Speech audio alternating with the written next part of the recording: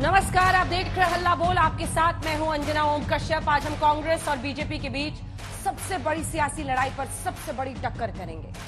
इस सवाल पर चर्चा करेंगे कि किसका अपमान हुआ और किसका इम्तिहान है। ये सवाल इसलिए क्योंकि लंदन वाले बयान पर बवाल के बाद राहुल गांधी आज पहली बार सामने आए।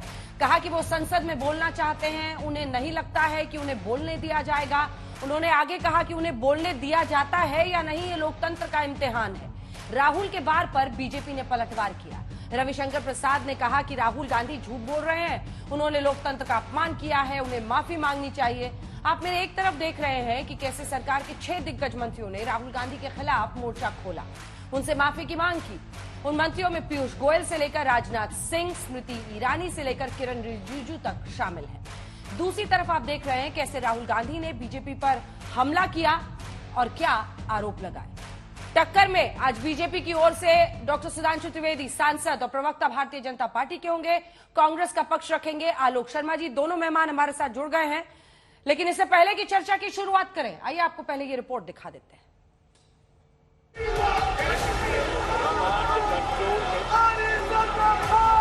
अभी भी तख्तियां, नारेबाजी सदन में अलाउ नहीं है।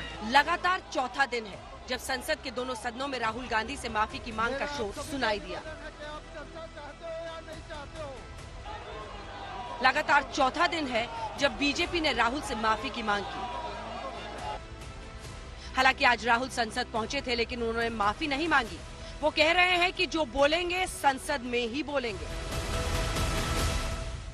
मैं एमपी हूं, तो मेरी पहली रिस्पॉन्सिबिलिटी पार्लियामेंट में जवाब देने की है, और मैं चाहता हूं कि पार्लियामेंट में जवाब देने के बाद मैं आपके साथ डिटेल में डिस्कशन करूं। मगर उससे पहले मैं डिटेल में आपके साथ नहीं जाना चाहता हूं, क्योंकि वो एज एन एमपी वो हमारा प्लेटफॉर्म है। आज उन्होंने प्रेस में ऐसी कोई बात नहीं की कि उन्हें खेद है जो उनके द्वारा कहा गया। बीजेपी का स्पष्ट आरोप है, राहुल गांधी को माफी मांगना चाहिए, और हम राहुल गांधी की माफीनामा के लिए देश भर में कैंपेन करते रहेंगे। राहुल गांधी का आरोप है कि बीजेपी अडानी मुद्दे से ध्यान भटकाना चाहती है, इसलिए उनसे माफी की मांग पर अड़ी है। ये पूरा मामला डिस्ट्रैक्ट करने का मामला है। सरकार और प्रधानमंत्री जो अदानी जी का मुद्दा है उससे डरे हुए हैं, और इसीलिए उन्होंने ये पूरा तमाशा प्रिपेयर किया है। राहुल गांधी की आदत हो गई है, विदेश जाएंगे तो भारत के लोकतंत्र, भारत की जनता, 140 करोड़ की भावनाओं, संवेदनशीलता का अपमान करेंगे। आज भारत के लोकतंत्र को किसी ने अपमानित किया है, डिमीन किया है, तो वो है राहुल गांधी। राहुल से माफी की मांग को लेकर सदन के भीतर और बाहर बीजेपी ने मोर्चा संभाल रखा है। मंगलवार को केंद्रीय मंत्री अनुराग ठाकुर ने हमला किया, तो बुधवार को केंद्रीय मंत्री स्मृति ईरानी सामने आई, और आज केंद्रीय कानून मंत्री किरण रिजिजू ने राहुल से माफी की मांग की। दूसरी ओर कांग्रेस ने भी साफ कर दिया कि राहुल की माफी का सवाल ही नहीं उठता। भारत के खिलाफ अगर कोई बोलेगा तो हम लोग चुप नहीं रहेंगे। इसलिए ये बहुत क्लियर होना चाहिए कि राहुल गांधी देश के सामने में और लोकसभा में आकर के माफी मांगना ही होगा, वरना हम लोग उसको तवज्जो नहीं देंगे। लेकिन जो भारत विरोधी ताकतें हैं और लंदन के लोग तो सोचते हैं कि राहुल गांधी जो बोल रहे हैं सही है। रोज उठ के रूलिंग पार्टी के लोग ही गड़बड़ करते हैं। अभी अपोजिशन के उठते नहीं बोलने के लिए, लेकिन सरकार के लोग पहले ही उठते हंगामा, माफी मांगो माफी मांगो। ये क्या है? क्या खुद इंस्टिगेट कर रही सरकार, और दूसरों को डेमोक्रेसी बात सुनाती है। माफी मांगने का सवाल ही नहीं। लंदन में राहुल के बयान को लेकर माफी की मांग करने के बाद किरण रिजिजू ने कांग्रेस की बर्बादी के लिए भी राहुल को जिम्मेदार ठहराया। केंद्रीय मंत्री ने राहुल के बयान को एंटी इंडिया गैंग का बयान बताया, तो कांग्रेस ने चुनौती दी कि आओ सदन में चर्चा कर लें। कुछ लोग जनता और देश कोई मायने नहीं रखता है, इसलिए जो एंटी इंडिया फोर्सेस है, जितना भी भारत के विरोधी ताकतें हैं, वो सबका भाषा एक है। आप गौर कीजिए, जितना भी एंटी इंडिया फोर्सेस के गैंग मेंबर्स हैं, वो एक लाइन में बात करते हैं। जो श्रीमान राहुल गांधी बोलते हैं वही भाषा भारत के अंदर और भारत के बाहर जितना भी देश के विरोध में काम करते हैं वही भाषा बोलते हैं। अगर हिम्मत है, जिगर है, दम है तो आ जाओ मोदी जी, सदन के अंदर चर्चा हो। आप रहो, राहुल जी रहे, हम सिर्फ हम नहीं, दुनिया सारे हिंदुस्तान फैसला करेगी कि राहुल गांधी जी क्या कोई गलत बयान कहां दिए हैं और आप क्या किया है। हिम्मत है तो आ जाओ सदन के अंदर।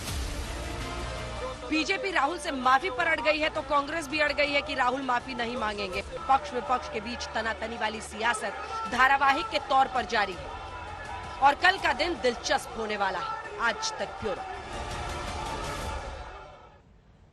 तो जुड़ गए हमारे साथ डॉक्टर सुधांशु त्रिवेदी, सांसद राज्यसभा के, प्रवक्ता बीजेपी के आलोक शर्मा जी, प्रवक्ता कांग्रेस पार्टी के हमारे साथ जुड़ गए। सुधांशु जी, आपकी पार्टी के नेता, आपकी पार्टी के प्रवक्ता, आपकी तरफ से सरकार में मंत्री सब के सब अपमान अपमान कह रहे हैं। राहुल गांधी कह रहे हैं ये लोकतंत्र का इम्तिहान है, उन्हें देश की संसद में बोलने दिया जाएगा या नहीं बोलने दिया जाएगा। और अधीर रंजन चौधरी सीधी चुनौती दे रहे हैं प्रधानमंत्री को कि पीएम वर्सेस राहुल हो जाए देश की संसद में। देखिए, आपने कहा कि यदि राहुल गांधी जी का यह विचार है कि ये लोकतंत्र का इम्तिहान है, तो इम्तिहान कहां होता है? एग्जामिनेशन हॉल में होता है ना। तो उन्हें बात आके संसद में बोलनी चाहिए थी। संसद का सत्र चल रहा है, बाहर क्यों बोल रहे थे? पहली बात। दूसरी बात, आपके मन में जो भी घृणा हो मोदी जी के प्रति, खूब बोलिए, कोई बात नहीं है। भाजपा के प्रति बोलिए, सरकार के प्रति बोलिए, उल्टा सीधा बोलिए, सब आपको स्वतंत्रता है, मगर कम से कम इतनी मर्यादा तो रखिए कि विदेश में जाके मत बोलिए। दूसरा, कम से कम भारत के पूरे लोकतंत्र को लांछित मत करिए। तीसरा, आप कह रहे हैं यूरोप और अमेरिका से कि वो लोकतंत्र के रखवाले हैं। क्या कहना चाह रहे हैं आप? आज अंजना जी 30% पॉपुलेशन है केवल डेमोक्रेसी के अंडर में दुनिया में, इसमें 16% भारत है। हम हैं लोकतंत्र के रखवाले, वो कौन है भाई? और उनसे आप कह रहे हैं कि प्रतिक्रिया नहीं कर रहे हैं भारत पे। ये प्रतिक्रिया का मतलब क्या है? मेरे विचार से 75 वर्ष के हमारे इतिहास में आज तक कभी ऐसा नहीं हुआ है कि मुख्य विपक्षी दल के नेता ने जाकर किसी दूसरे देश से प्रतिक्रिया की अपेक्षा की हो। प्रतिक्रिया का मतलब क्या है? प्रतिक्रिया का मतलब क्या है कि भारत की घेरेबंदी करनी है, भारत की मोर्चेबंदी करनी है, भारत में हस्तक्षेप करना है। इसलिए यह भारत की सार्वभौमिकता का, सोवरेनिटी ऑफ इंडिया का अपमान था। इसलिए हमने कहा है कि उन्हें माफी मांगनी चाहिए। इसके अलावा अन्यथा वो बता दे कोई उदाहरण। मैं याद दिलाना चाहता हूं, 77 में चुनाव हारने के बाद इंदिरा जी भी लंदन गई थी, उन्होंने ऐसा कोई बयान नहीं दिया था। राहुल गांधी आके ऐसा बयान दे रहे हैं इमरजेंसी के दौरान। किसी भी पक्ष के नेता का, भारतीय जनता पार्टी हो या वो तमाम नेता जो उस समय कांग्रेस के प्रताड़ित थे और आज कांग्रेस के साथ हैं, जनता परिवार के लोग, उनमें से भी किसी ने ऐसा बयान नहीं दिया था। इसलिए राहुल गांधी जी ने भारत के संसदीय लोकतंत्र और स्वतंत्र भारत की सार्वभौमिकता और लोकतंत्र का इतना बड़ा अपमान किया है। इसलिए हमारी यह अपेक्षा है कि उन्हें आकर अनकंडीशनल, बगैर किसी लाग लपेट के आके उनको माफी मांग लेनी चाहिए कि साहब हमने गलत किया, भारत के बाहर जाके हमें लोकतंत्र के बारे में ऐसी बात नहीं कहनी चाहिए। चलिए आलोक जी, माफी की मांग पर वो अड़े हुए हैं। राहुल गांधी कह रहे हैं कि देश की संसद में पता नहीं मुझे बोलने दिया जाएगा या नहीं बोलने दिया जाएगा। क्या अर्थ है? क्या वाकई अंदर से कांग्रेस पार्टी ये मानती है कि लोकतंत्र खत्म हो चुका है? ये बताने की जरूरत है अन्य देशों को।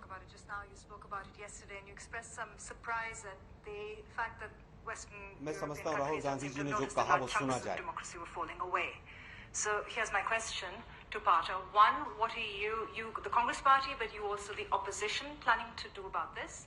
And part two, what would you like London, Paris, Berlin, all the other capitals, the governments and the people to do about this? No, look, first of all, it's our problem, right? It's an internal problem. It's an Indian problem. And the solution is going to come from inside. It's not going to come from outside. मैं समझता हूं कि 3 sentence हैं कि it is our problem, it is our internal problem, it is problem of our 140 crore people, and the solution will come from inside. इसमें कहाँ अपमान है? एक पत्रकार महोदय ने सवाल पूछा और पूरा उसका कर लेने जवाब दीजिए, दिया फिर है। आ रही हूं, पूरा कर लेने अब मैं पूछना चाहता हूं अब मैं पूछना चाहता हूं, मोदी जी ने कहा कि वो अमेरिका तो रखवाला है ही नहीं लोकतंत्र का, अभी सुधांशु भाई कह रहे थे।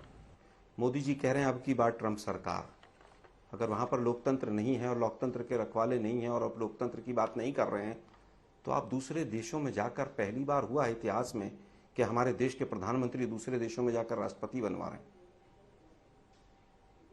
सियोल में कहा कि छोड़ो यार, क्या पाप किया होगा हमने कि हमारा हिंदुस्तान में जन्म हुआ। चाइना में जाकर इस तरह की बातें कही, अमेरिका में जाकर कह रही हैं कि हमारी सरकारें सारी जो थी, वो जो कानून बनाती थी वो सब बेकार थे, हम कानून तोड़ने के लिए आए हैं, नए कानून बनाएंगे। कनाडा में आकर जाकर कहा कि जिन लोगों ने अभी तक हिंदुस्तान के इतिहास में जितनी गंदगी फैलानी थी फैलाकर चले गए, मतलब 2014 से पहले हिंदुस्तान में गंदगी फैली हुई थी। हमारा जन्म हुआ क्योंकि हमारे माँ बाप ने, हमने पाप किए थे, इसलिए हमारा जन्म हुआ। मतलब कहां तक आप घिरेंगे मोदी साहब? मैंने जो वक्तव्य सुनाया उसमें साफ कहा गया है कि solution will come from inside, लेकिन दुर्भाग्य यह है कि वो कहावत थी ना, मोदी जी का वो सीन याद है, एक अडानी सब पर भारी। मोदी जी का बयान था एक अकेला सब पर भारी। मैं कहता हूं एक अडानी पूरे देश पर भारी हो रहा है, संसद पर भारी, कैबिनेट पर भारी। लेकिन फिर भी मैं कहूंगा देश के प्रधानमंत्री जी को और अडानी जी को कि हाथ जोड़कर धन्यवाद अडानी जी आपका, आपने पूरे मंत्रिमंडल को काम दे दिया। बेचारे चुपचाप घर में बैठे हुए थे, कोई काम तो था नहीं। अहंकार शिरोमणि रविशंकर प्रसाद जी भी अभी आकर बयान देकर गए। कौन कौन और का बयान दे रहा है, जिनको पेगासस के चक्कर में शायद हटाया गया हो, वो आकर आज लोकतंत्र की दुहाई दे रहे हैं। पहली बार हो रहा है कि विपक्ष डिस्कशन चाहता है, सत्ता पक्ष भाग रहा है। आज क्या हुआ? जिस समय पर राहुल गांधी जी ने कहा कि मैं बोलना चाहता हूं, स्पीकर महोदय नहीं थे वहां पर, शायद दबाव है उनके ऊपर। क्या कहना चाहते हैं? 30 सेकंड के बाद पार्लियामेंट एडजर्न हो जाती। 30 सेकंड के बाद राहुल गांधी बोलने की रिक्वेस्ट करेंगे और पहले ही वो स्क्रिप्ट लिखी हुई है, उसके बाद भाग जाएंगे। पूरी बीजेपी सड़कों पर कहेगी राहुल गांधी माफी मांगो, और संसद में जब बोलने की बारी आएगी तो कहेंगे साहब पार्लियामेंट एडजर्न हो जाएगा।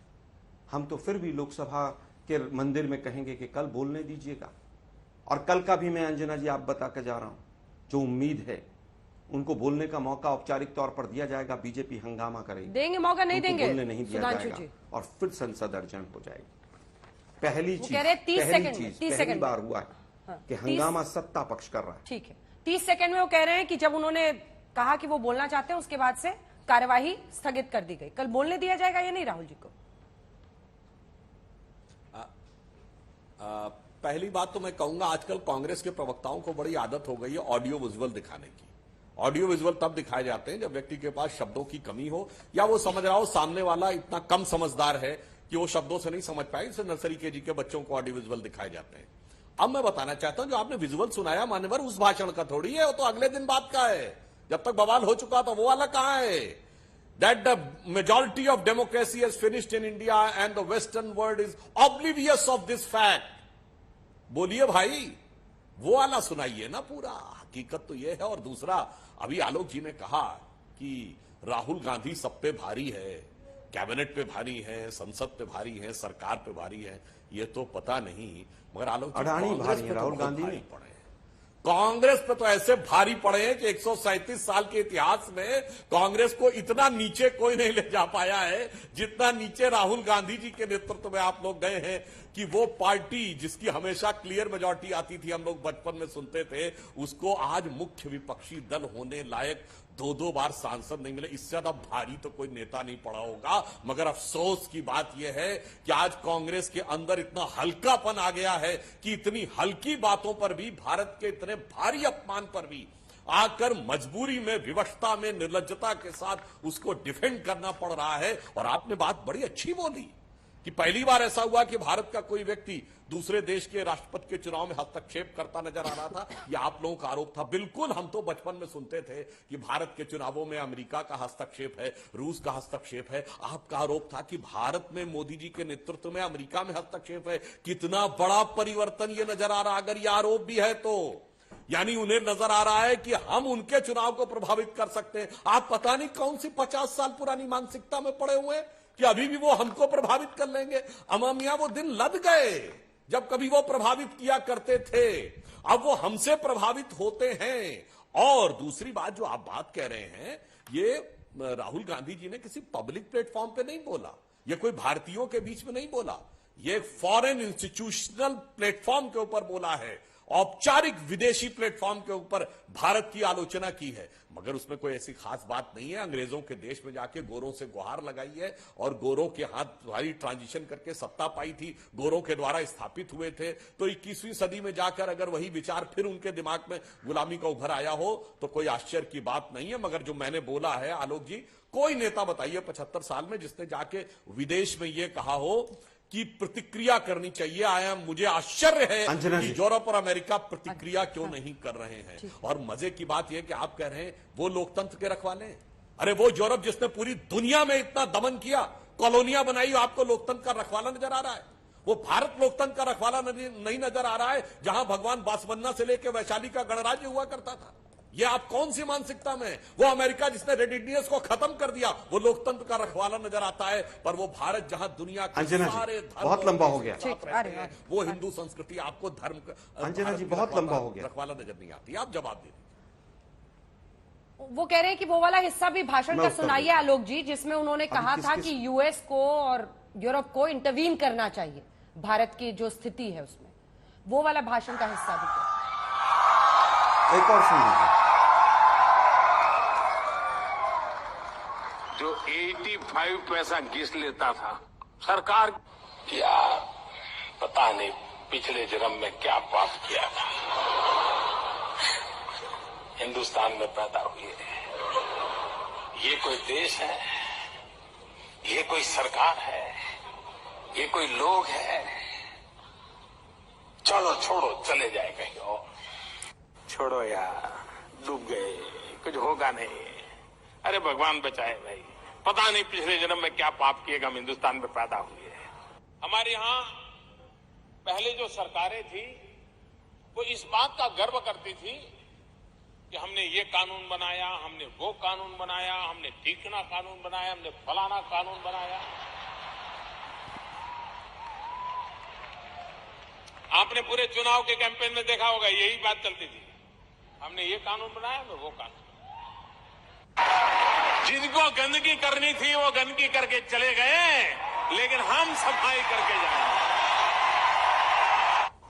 सरकार की अपनी अनिर्णायकता के कारण, लेथार्जी के कारण, राहुल गांधी वाला सुनाएंगे सर?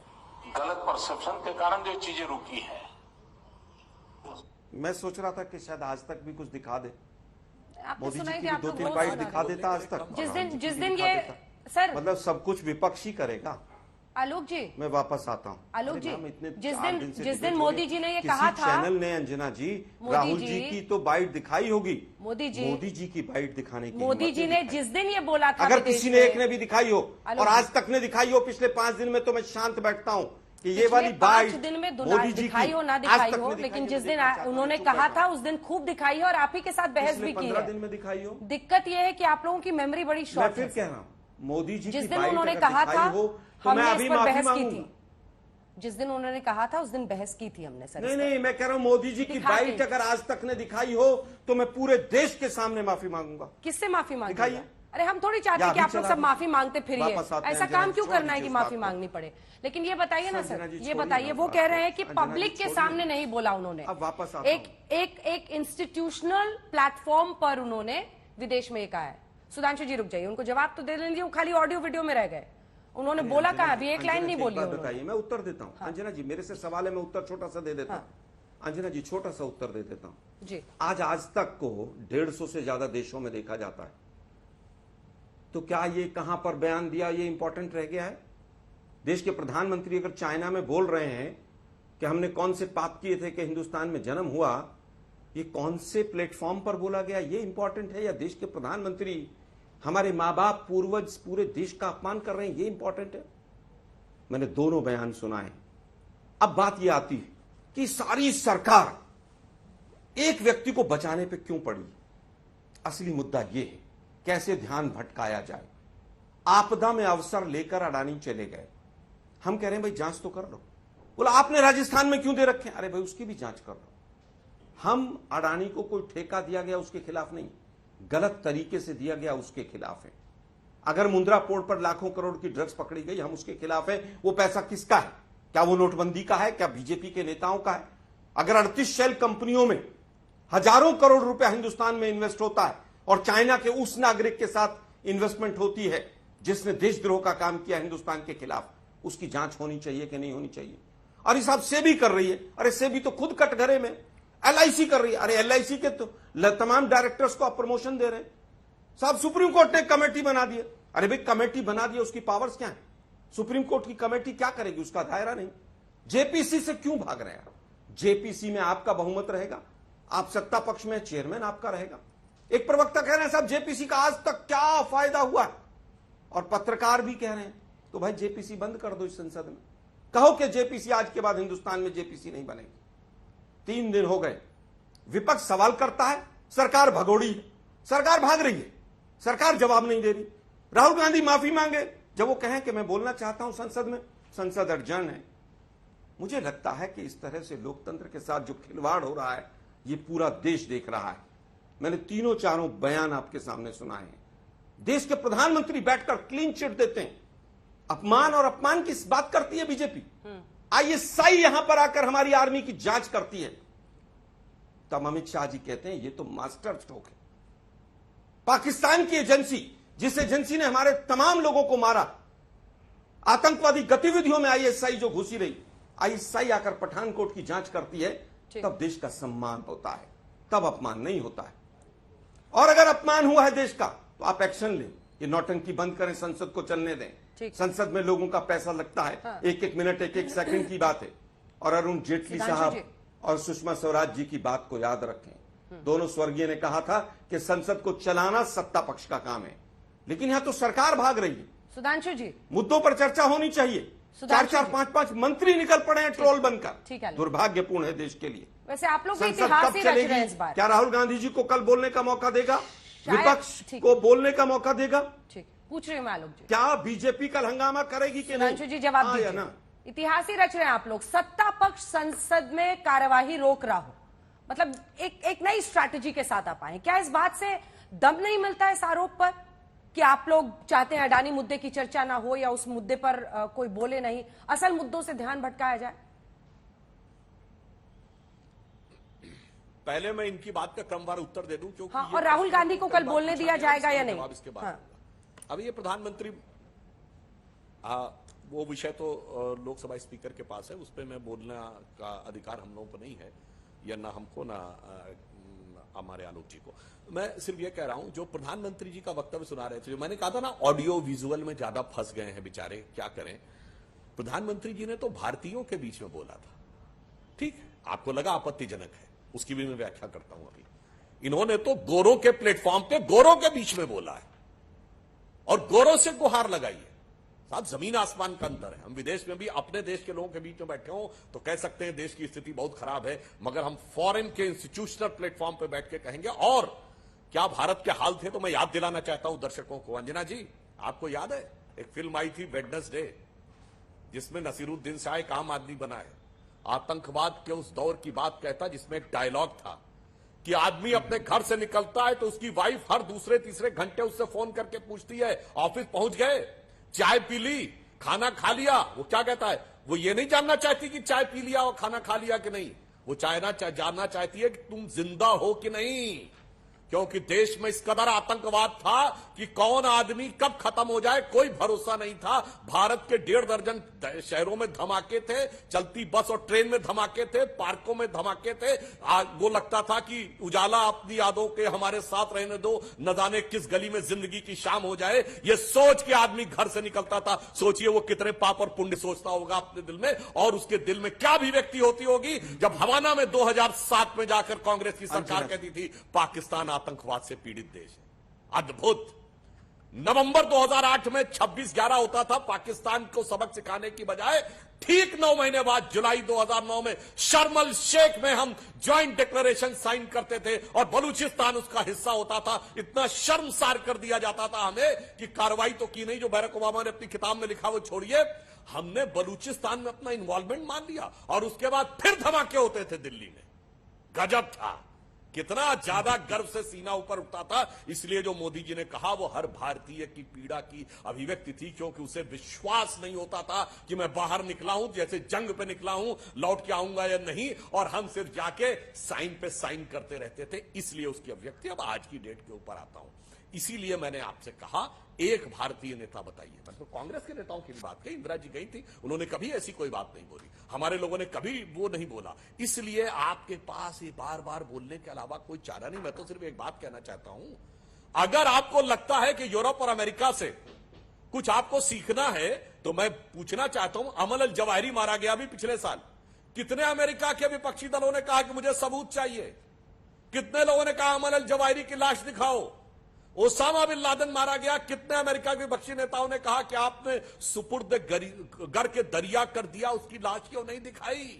मुझे उसके सबूत चाहिए। जैसे आज सर्जिकल स्ट्राइक वालों ने कहा, अगर भाई बड़े बड़े रखवाले मानते हो, बड़ा तुम्हें वहां के ऊपर बड़ी इज्जत है, बड़ा तुम्हारे दिल में अकीदत है, तो कम से कम यही सीख लेते। वहां पे कितने लोगों ने टीवी चैनल पे आके बहस की, खालिद शेख और मोहम्मद अट्टा जो 9/11 के वो थे विलेन थे, कि वो हालात के मारा है। आपने ऐसा नहीं देखा होगा, इसलिए भारत के हालात ये थे, इसलिए कहना पड़ रहा था। धन्यवाद। अन्यथा आप बता दीजिए दो बड़ी बातें की कौन सी चीज आपने उनसे सीखी है अच्छी, और कौन सी बुराई हम में नजर? सुधांशु जी यही जवाब देते हैं। दो बड़ी बातें हैं, जब देश की छवि की बात हो, देश की सुरक्षा की बात हो, तब भी विपक्ष प्रश्न खड़े करता है विदेश में जाकर। इस पर जवाब आलोक जी। देखिए, मुझे लगता हमारे जवान अगर शहीद हों तो सरकार से सवाल नहीं पूछे जाए तो क्या बांग्लादेश की सरकार से सवाल पूछे जाएंगे?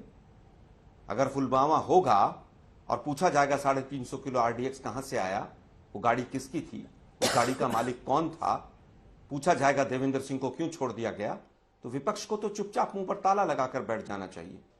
यही तो हम कह रहे हैं कि लोकतंत्र पर ताला लगाने का काम बीजेपी तमाम एंगल से करती है। अब बात आती है कि किसने किसको क्या दिया। अरे भाई, हमने तो अफजल गुरु का एक पेन जो था ना, उसका तिहाड़ जेल के अंदर, वो भी उसके परिवार को नहीं दिया कि कहीं इसका मिसयूज ना हो जाए। लेकिन आप लोगों ने तो बुरहान वानी की डेड बॉडी दी थी, लाखों लोगों का जनाजा निकला और उसमें कहा गया कि एक बुरहान गया और लाखों बुरहान पैदा होंगे। यह आप ही की सरकार थी वहां पर, मैं इससे ज्यादा कुछ नहीं कहूंगा। अंग्रेजों की जिन्होंने मुखबरी करते हुए मदद की, सुभाष चंद्र बोस के खिलाफ लड़े और अंग्रेजों की सेना में लोगों को भर्ती कराया, अंग्रेजों से माफीनामे लिखे, आज वो गोरों की बात करते हैं। मैं तो कहता हूं अमेरिका से और ब्रिटेन से क्यों, हमारे देश के हर नागरिक को एक छोटे से देश से भी अगर कोई अच्छी चीज है तो सीखनी चाहिए, उसमें प्रॉब्लम क्या है? मैं तो मालदीव से भी अगर कोई अच्छी चीज है उसको सीखने का पैरवी रखता हूं। अब मुझे केवल ये बताइए, ये ऑन रिकॉर्ड है कि पैगासस जो है सीबीआई के डायरेक्टर के यहां लगा दिया गया, चीफ इलेक्शन कमिश्नर के यहां लगा दिया गया, मेन अपोजिशन के लीडर के यहां लगा दिया गया। इससे देश की इज्जत बनती है या देश की इज्जत गिरती है? जब विदेशी अखबारों में फ्रंट पेज पर छपता है the king of frauds Adani, उससे देश की इज्जत बनती है या देश की इज्जत गिरती है? 26/11 की बात करते हैं आप। 26/11 ने हमारे जवानों ने मारा उनको, और जो कसाब बचा उसको हमने तुरंत फ्रेम करके और उसको फांसी तक पहुंचाया। लेकिन आपकी एक सांसद है भोपाल से, उन्होंने हेमंत करकरे और तमाम लोगों के बारे में क्या कहा है, जो लोग शहीद हो गए उसके अंदर। आपके जो आज के प्रधानमंत्री हैं और आपके जो उस समय के गुजरात के मुख्यमंत्री थे, वो जाकर प्रेस कॉन्फ्रेंस कर रहे थे वहां पर। एक खून से सना हुआ पोस्टर लेकर खड़े हो गए थे कि ये देखिए। तो खून पर राजनीति करना आपका पुराना काम है। एक वो जो अहंकार शिरोमणि मैडम है, वो सिलेंडर वाली, क्या नाम है उनका, वो क्या कर रही थी, वो चूड़ियां लेकर खड़ी हो गई थी। देश के प्रधानमंत्री को आप लोग चूड़ियां भेंट कर रहे थे।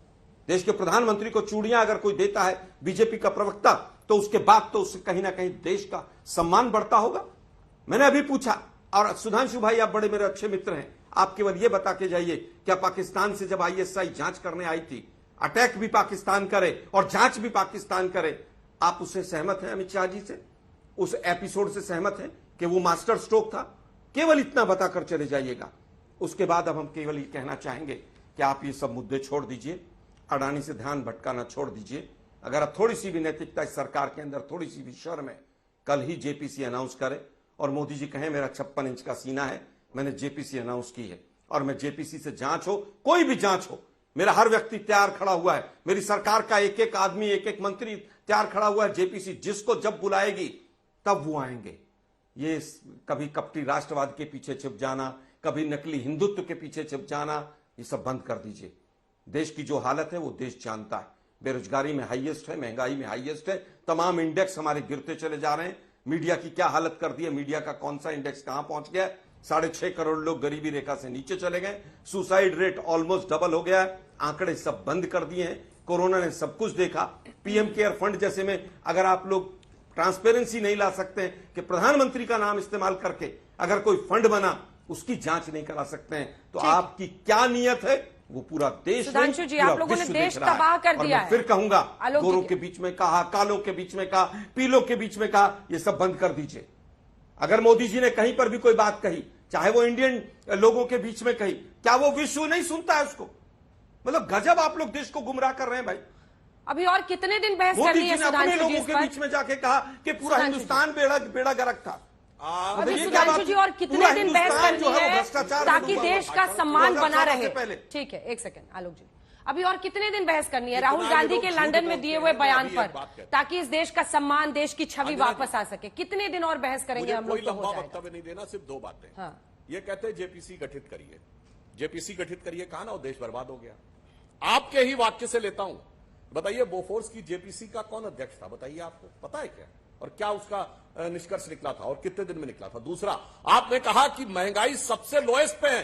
मैं चुनौती से कहता हूं, G7 है, G20 कंट्री में एक कंट्री का नाम बताइए जहां महंगाई हमसे ज्यादा हो। बोलिए, दोनों प्रश्नों का जवाब दीजिए, फिर आगे बहस करूंगा। मैं उत्तर देता हूं, बोफोर्स का उत्तर देता हूं सुधांशु भाई। बोफोर्स में इसमें सिर्फ नाम बताना आपको है, याद और होगा, लंबा उत्तर भाषण की अपेक्षा नहीं है, नाम हो तो बताइए, नहीं तो मैं बताता हूं। सुनिए, मैं छोटा सा उत्तर बोफोर्स की जेपीसी ने कितने दिन में क्या निष्कर्ष निकाला था, कौन उसका अध्यक्ष था? के आप लोगों ने मॉडल बनाए थे। अच्छा, चलिए आज किस पे आइए और ये बताइएगा कि कौन सा ऐसा देश है G7 या G20 में जहां महंगाई की दर हमसे ज्यादा है? बोलिए।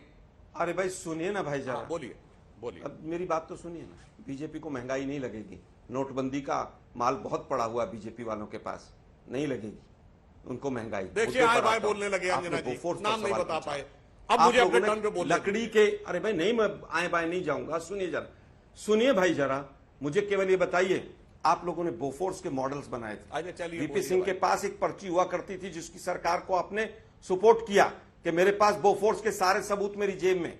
कहां है वो पर्ची? और जब अपील की बात आई बोफोर्स में, तो बीजेपी के तमाम बड़े वकीलों ने कहा अब उनको कि हम अपील में नहीं जाएंगे बोफोर्स के। बोफोर्स का हर्ष तो ये हो गया। आपने अपना पॉइंट कह दिया आलोक जी, उनको अपनी बात पूरी करने दीजिए। आलोक जी, नहीं रुक जाइए, वापस आता हूं, आलोक जी वापस आता हूं। सुधांशु जी ने अपनी बात पूरी नहीं की, जेपीसी बनी अरे और जेपीसी का हल नहीं आया था सर, मेरा टर्न था आलोक जी। नहीं, मैं केवल दो, आपने 2 सवाल पूछे, मैं दोनों का उत्तर देता हूं। जवाब दे। दूसरा सवाल आपने, एक मिनट भाई ऐसे मत करो। हाँ, नहीं आपने दे दिया। मैं दूसरा एक सवाल आपसे पूछता हूं। 2 वाक्य से ज्यादा आलोक जी रुक जाइए। 2G में, अरे भाई सुनिए ना, वापस आइएगा, 2G पर बात करेंगे। बोफोर्स के लकड़ी के मॉडल कहां है मैं नहीं पूछ रहा हूं आलोक जी, ये फेयर मैं केवल ये कह रहा हूं कि 2G में आप लोगों ने चिल्ला कर कहा 1,70,000 करोड़ का घोटाला हो गया। कितने लोग 2G में जेल में है जरा बता दीजिए। तब भी आप गुमराह करते थे, आज भी गुमराह। आलोक जी, उनको अपनी बात पूरी करने दीजिए प्लीज सर। अच्छा, अब मैं बोल रहा हूं, आलोक जी, अब मैं आपको बता देना चाहता हूं, कोई समस्या की बात नहीं है। हमारे कांग्रेस के प्रवक्ताओं की मजबूरी है कि उन्हें आकर यहां पर झूठ और भ्रम का प्रचार करना है। कोई दर्शक जाके चेक कर ले, G7, G20 सारे कंट्रीज में भारत की सबसे बेहतर विकास की दर है और सबसे कम महंगाई की दर है। Global rate of growth 2.9% projected है, भारत की 6.1। यह IMF की चीफ क्रिस्टीना जॉर्जिएवा का 2 हफ्ते पहले का इंटरव्यू है, इसलिए आकर वो प्रचार करते हैं। अब जेपीसी पे जवाब देता हूं। जेपीसी बनाई थी राजीव गांधी सरकार ने बोफोर्स पे, जिसके अध्यक्ष थे वी शंकरानंद, और उसने आनंद फानंद रिपोर्ट देकर राजीव गांधी सरकार को क्लीन चिट दे दिया था, जबकि हकीकत में तो बाद में क्वात्रोची का बैंक अकाउंट तक मिल गया था। बाद में तो वो बैंक के खाते भी मिल गए थे। और आलोक जी वीपी सिंह का नाम ले रहे हैं, वीपी सिंह तो राजीव गांधी के फाइनेंस मिनिस्टर थे मान्यवर। आपकी सरकार के वित्त मंत्री ने वो विषय उठाया था, हमने नहीं उठाया था। खैर ये 2 फैक्ट उनको नहीं पता थे। यह सिर्फ मैंने यह प्रमाणित करने के लिए किया कि जेपीसी से क्या निकलता है और असली जांच से क्या निकलता है, इसमें जमीन आसमान का अंतर है। मगर मैं एक बात कहना चाहता हूं, अब जो इन्होंने बातें कही थी उसका क्रमवार उत्तर। ये पुलवामा के ऊपर बात कर रहे थे। अरे भाई, पाकिस्तान के तत्कालीन विदेश मंत्री फवाद चौधरी पाकिस्तान की नेशनल असेंबली में बोल चुके हैं कि हमने पुलवामा तक घुस के मारा और इमरान खान की कयादत में यह हमारी कौम की बहुत बड़ी फतेह थी। उन्होंने जो किया, ISI को बुलाया और उसके बाद हमने क्या हाल करके दिखाया सर्जिकल स्ट्राइक और बालाकोट में, कि उसके बाद वही इमरान खान नेशनल असेंबली में बोला कि हिंदुस्तान उससे कुछ ज्यादा खौफनाक करने की फिराक में है जो बालाकोट में किया था। इसका मतलब बालाकोट कितना खौफनाक था, जिसका आप सबूत मांग रहे हैं, वो बोल चुके थे। तो हमने जो किया उसके ऊपर करके दिखाया था। सुधांशु जी, एक सवाल है सर आपसे। अब आज की बात पे आ रहे हैं। सुधांशु जी, एक सवाल है आपसे, पूछ लूं। राहुल जी की प्रेस कॉन्फ्रेंस पे बोलिएगा। मतलब बीजेपी कह रही है कि उन्होंने अपराध किया है, विदेश में जाकर देश की छवि, देश के सम्मान के साथ खिलवाड़ किया है। अगर अपराध है तो इसकी कोई सजा भी होगी, वो कीजिए और आगे बढ़े ना देश। कि अब रोज यहां बैठ के हम लोग राहुल गांधी ने ये बोला था, अब राहुल गांधी ने ऐसा क्यों बोला, राहुल गांधी पर माफी मांगे आकर देश की संसद में, ये कब तक चलेगा? अनंत तो चल नहीं सकता। तो क्या सजा है सर इसकी? ये अगर अपराध है तो इसकी क्या सजा है, कौन सी सजा है, कैसे दी जाती है? बहुत अच्छी बात आपने कही। करिए सर, बताइए देश को। बहुत अच्छी आपने बात कही। कौन ऐसा व्यक्ति है जो अपना अहंकार इस देश से ऊंचा मानता है? भाई इतना बड़ा नाक का सवाल क्या बनाना? आपने ये कहा ना कि लोकतंत्र के रखवाले लोग इससे अनभिज्ञ हैं देश, और उन्हें प्रतिक्रिया क्यों नहीं कर रहे? मुझे आश्चर्य है। इतनी बड़ी बात आपने एक विदेशी प्लेटफॉर्म पे कही, माफी मांग लीजिए। पर कैसे मांगेंगे साहब? ये तो उस खानदान के वली अहद सल्तनत है जिसने India is Indira and Indira is India कहा था। देश तो मेरी पपौती था, मेरी नाक देश की नाक से ऊपर है। कैसे मान लेंगे भाई ये इतनी आसानी से? समस्या यहां है। अगर केवल ईमानदारी से बात करें तो सारी बात खत्म। और आज की प्रेस कॉन्फ्रेंस पे एक बात कहता हूं, आज राहुल गांधी जी क्या बोले? ये सारे डिफेंस के कॉन्ट्रैक्ट कैसे मिल रहे हैं अडानी? मुझे लगता है राहुल गांधी जी को जानकारी नहीं है। अडानी को नहीं मिल रहे हैं मान्यवर।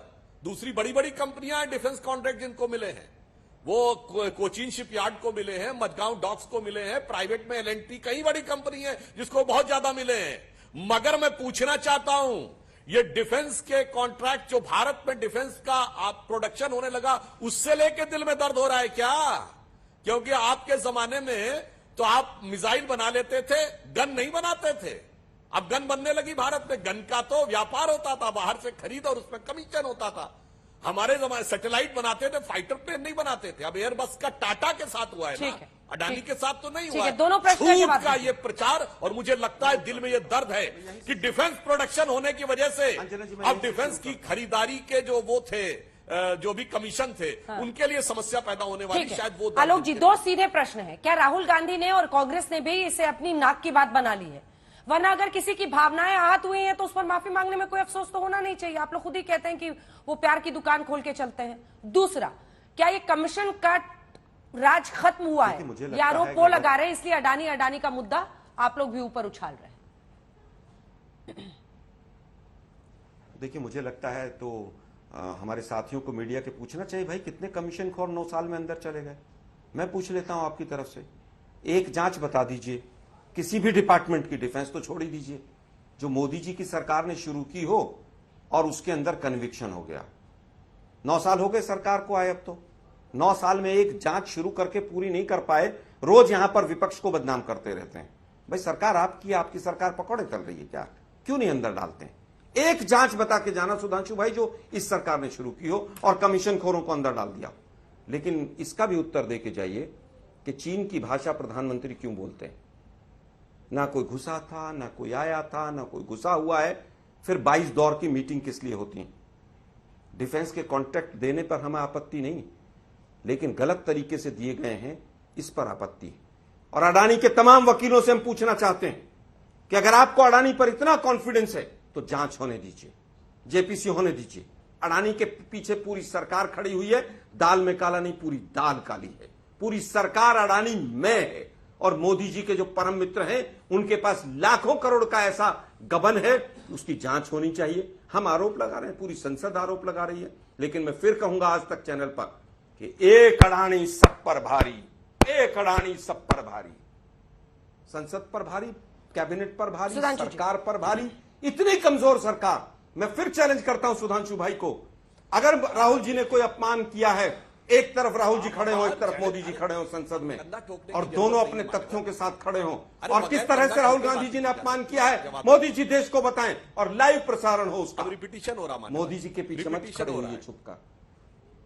इतने कमजोर प्रधानमंत्री, इतनी कमजोर सरकार एक व्यापारी से डरती है। सोशल मीडिया पर 50 फोटो आते थे व्यापारियों के साथ ऐसे हाथ डालकर मोदी जी खड़े हुए। तभी हमें शक हुआ था कि ये एमएलए खरीदने का पैसा व्यापारी तो नहीं दे रहे हैं, नोटबंदी का पैसा शेल कंपनियों के माध्यम से पैसा सरकार जो है वो उसके मदद से यहां पर तो नहीं आ रहा है। आखिरी मिनट है, सुधांशु जी जवाब दीजिए। एक्सपोज हो गई है, और जितना राहुल गांधी से माफी की बात करेंगे उतनी सरकार एक्सपोज होगी, ये भी बता रहा हूं मैं। सुधांशु जी देखिए, इनकी बस दो ही वाक्य में उत्तर देता हूं। इन्होंने कहा चीन की भाषा मोदी जी बोल रहे हैं। अरे राहुल गांधी वहां बोले हैं चीन तो संवेदनशील है, चीन ने दर्द झेला है। धन्यवाद, चीन ने दर्द झेला है कि चीन का दर्द झेला है लोगों ने? अरे भूल गए भाई, भारत का छोड़ दो। हमने तो ये सुना कि चीन के दिए दर्द के चक्कर में नेहरू जी बेचारे चले गए थे, उनको हार्ट अटैक चीन के चक्कर में हुआ था, मगर आज उनके परपोते को नजर आता चीन ने दर्द झेला है। और आपने कहा अडानी में पूरी दाल काली है, छाती ठोक ठोक के, मगर ये दाल पूरी दाल काली है तो ये राजस्थान में काली क्यों नहीं है? ये छत्तीसगढ़ में काली क्यों नहीं है? ये केरल में काली क्यों नहीं? केरल में अडानी को कॉन्ट्रैक्ट है शिपिंग का, पोर्ट का, छत्तीसगढ़ में है माइंस का, सुनिए राजस्थान में है पावर का, वहां पे काली नहीं है, वहां तो उजली है। जनाब आपकी नजर काली है, आपकी नजर काली है, और किसी बिजनेस हाउस के लिए नहीं, किसी पार्टी के लिए नहीं, किसी नेता के लिए नहीं, भारत के लिए आपकी नजर काली है। चलिए इसी के साथ इस बहस का अंत करते हैं। दोनों साइड चुनौती है, कल का इंतजार करना होगा। देश की संसद में राहुल गांधी बोलना चाहते हैं, क्या उन्हें ये मौका मिलता है, और अगर मिलता है तो फिर वो क्या ऐसा बोलते हैं जिससे पूरे देश की वो कह रहे हैं आंखें खोलना चाहते हैं।